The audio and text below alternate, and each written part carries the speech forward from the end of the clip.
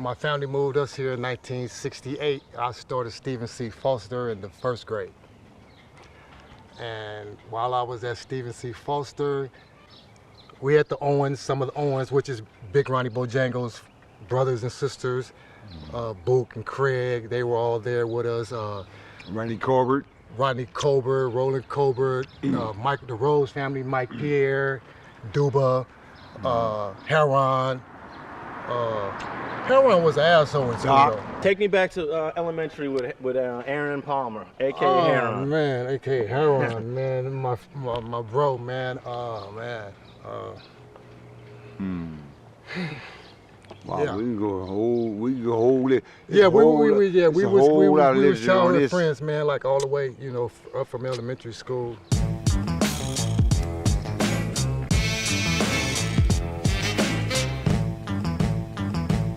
It's strange now because I have a little nephew now, right?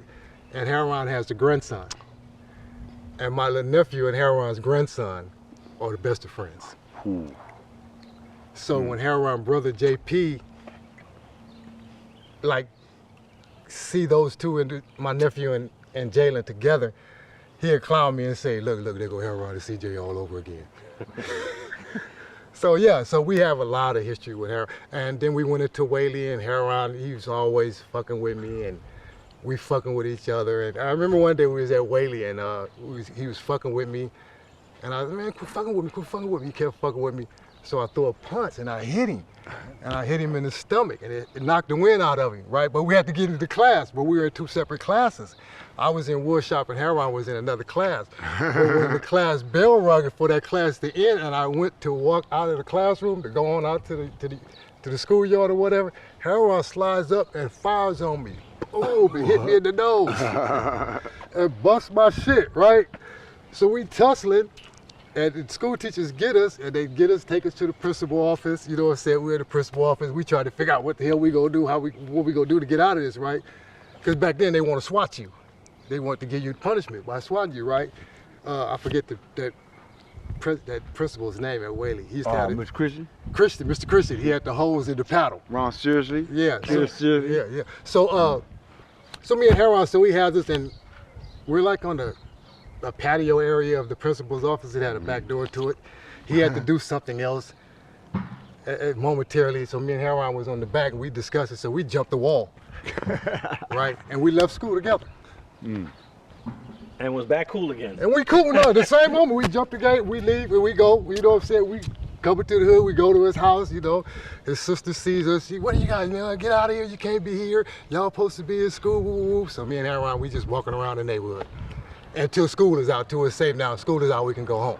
Yeah. Now, did he have that nickname way back at Whaley, Heron, or yeah, that came he's later? always been Heron. He's always been Heron. He's always been Heron. He didn't go to Dominguez with you, did he? I'm not sure, because Heron has started going to jail too, and he could have been in camp at that time, or YA maybe or something at that time. I know it was a period of time where we wasn't around each other due to circumstances, probably incarceration or something like that. And then I had started going to prison in like 1981, 80. My first time in prison was 1980. And I stayed in prison from that time on and off all the way up until 2015 when I was released off a life sentence. Yeah, and you had a little gap there from like 97 to 99? I had a little gap there, yeah, I had a little gap. As a matter of fact, me and Gangster Nate had caught a case. 88. Which landed us 15 years in prison. Yep. And we had to do like 8 years straight off of that. Yeah, exactly. So I had came on first, and then he had came on, and then, you know, we were still out here in the streets, you know what I'm saying, living the culture of the East Side Piru life, you know what I'm saying, and steady being involved in criminal activity, so on and so forth. And there was a violation after that for me, there was a violation after that for him, and then 99 is when I suffered the life sentence. So yeah, so Whaley, when I was there, I mean, Commodore's brother Duke. Duke. Rest in peace, Duke. I remember Duke. We were walking. Duke was by the park at the store, at the liquor store back then.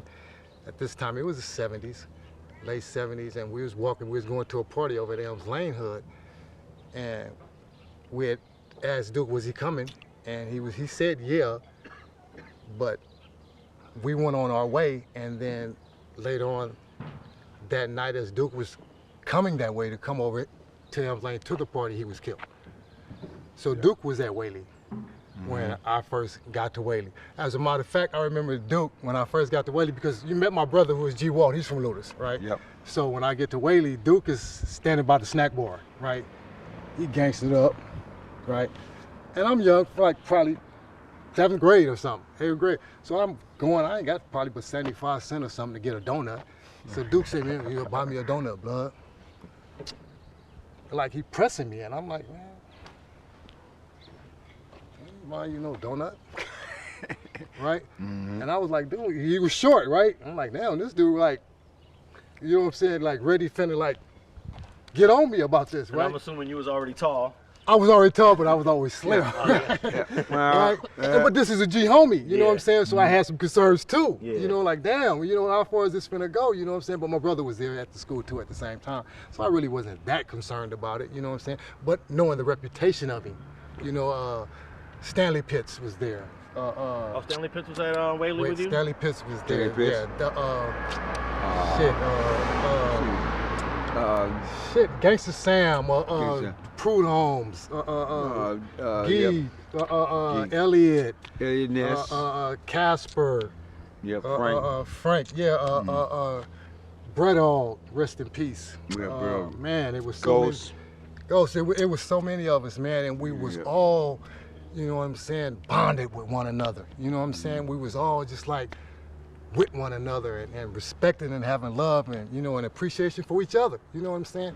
And this is how it grew into what it grew into on the east side. The east side, it was a stronghold. Oh, yeah, exactly. It was a stronghold. We held the whole east side down. Not just Mob, not Lueders, you know, Hillbill, Lawrence. everybody. Holly, we all held it down together. Yeah. You know what I'm saying? It really was. We didn't have no major problems out of the Crips coming over here. So Dominguez, 10th grade.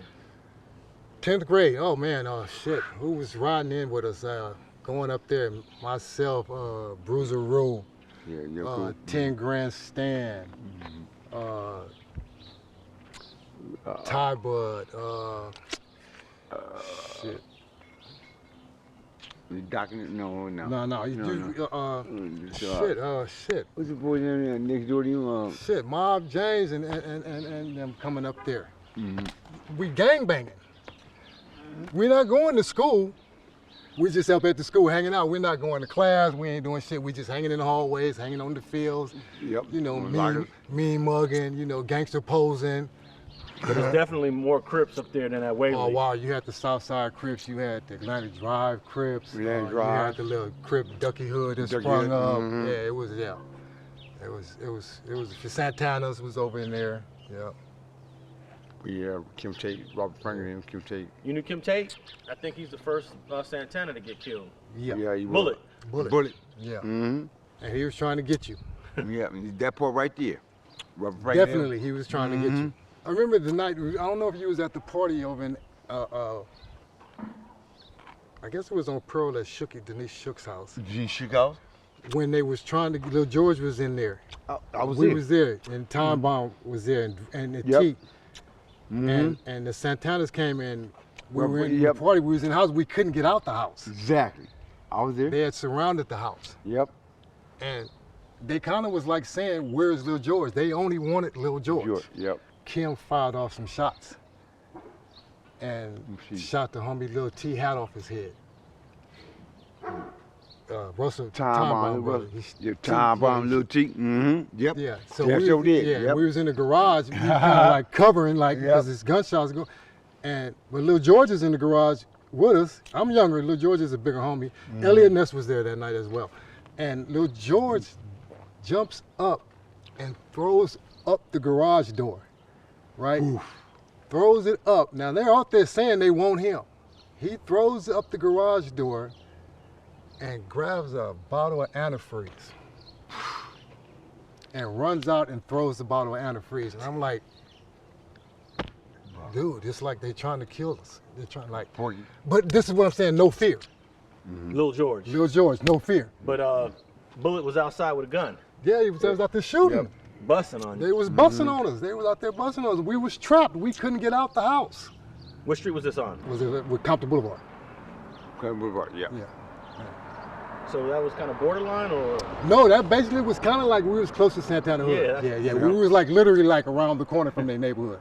So it was like when we was over there at the party, it was already like concerns about this possibly happening. What happened? Yeah. But we was able to get up out of it. Thanks for watching StreetTV.net. If you're not subscribed, please hit that button below and click the bell to receive alerts and notifications. Like and comment below to give us your feedback, and be sure to watch the 2 related videos to the right. If you want to support this platform or follow us on social media, visit the links in the description and listen to our weekly podcast, The Gangster Chronicles, every Thursday. And thanks for watching StreetTV.net.